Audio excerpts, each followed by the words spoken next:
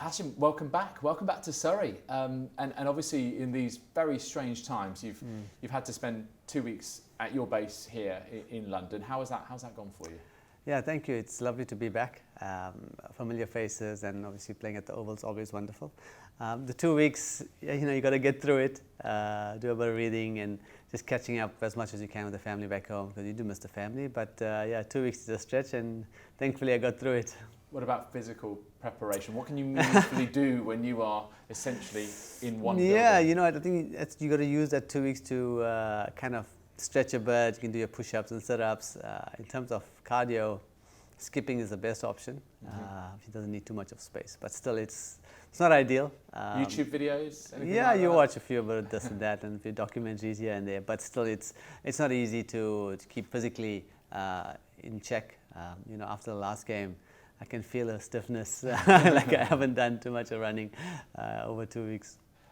You're back after, was it now 6 years away? I think 2014 was your last Correct. year here. What have you seen change? What's different here? Yeah, Stewie looks the same, and actually the ground is looking great as always. Some familiar faces like Batsy, Jade Dernbach, and then some new guys, a lot of youngsters, which is great.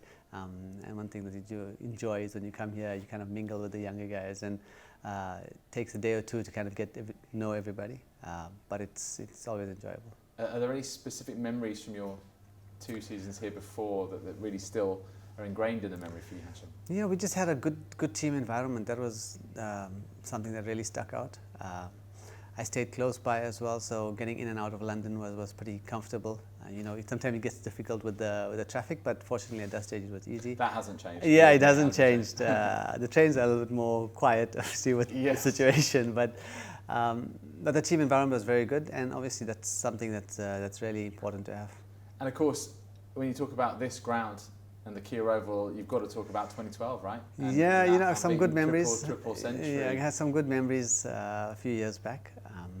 It's certainly one of the best grounds to play at. Lord's is up there. The Oval has a different feel. It's a lot more open, and it's always in immaculate condition. And the wicket's generally very good, so it's just a lovely place to play at. But obviously, you'd love to play here with 25,000 in. This time 2,500 instead, because we're making steps back towards the return of fans to grounds. It is a significant step to have some support in, but what's it like as a batsman when you're playing in a venue which is 90% empty, because it has to be right now? Yeah, it's different. I've been involved in some games where there's no fans, like behind closed doors, and it does have a very somber feel to it initially, until you start going into the game, and obviously the intensity of needing to win the match. But kudos to the guys who are trying to get crowds back in. 2,500, it's a great start, and I'm sure people have been waiting for those tickets to be on sale. So it's a great start, and it's a unconventional kind of situation we're in, and whatever small steps towards opening things up as best as possible within the guidelines and all that type of things, you've got to do it.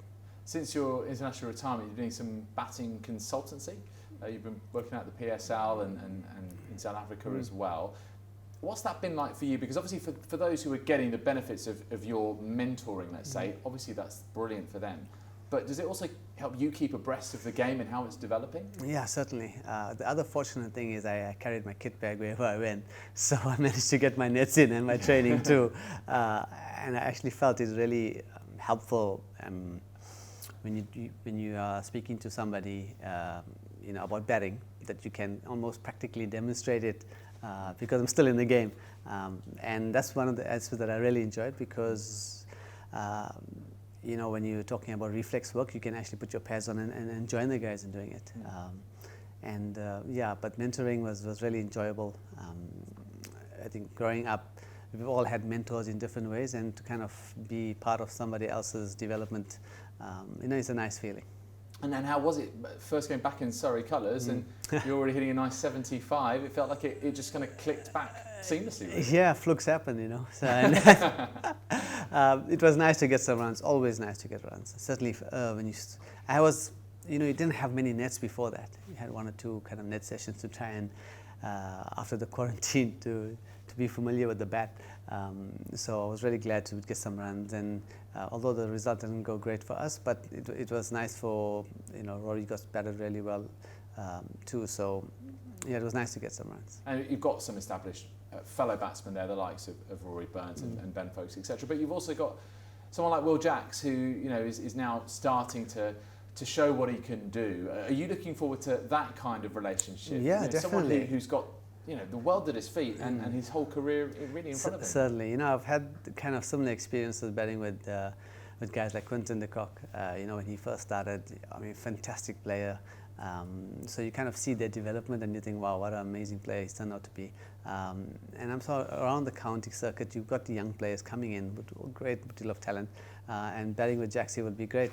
He didn't get a lot of runs in the first game, but seeing him bat in the nets, he's got all the shots and he seems very accomplished. And hopefully, things click on for him and he continues to grow in his career. It's great to have you back here at the Kia Oval. We wish you well for the remainder of this season. Thank you.